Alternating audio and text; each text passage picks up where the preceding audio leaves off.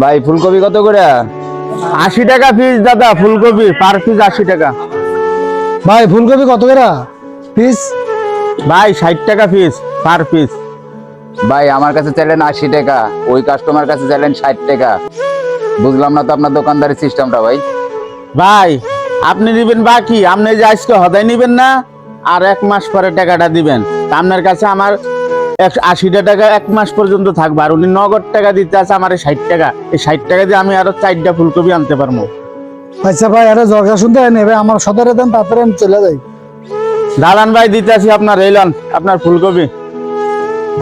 ভাই আমি বাকি খাই বিদায়, আপনি আমার কাছে 80 টাকা নিবেন, এইরকম ঠেকায় ঠেকান ভাই।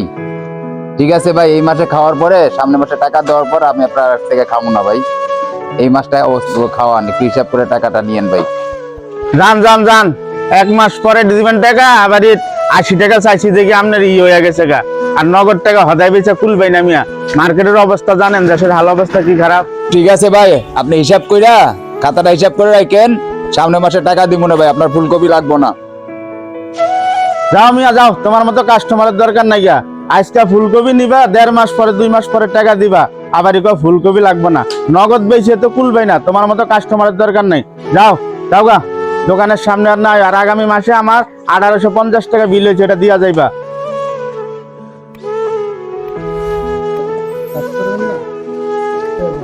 যত সব বাকাস কাস্টমার এই দোকানে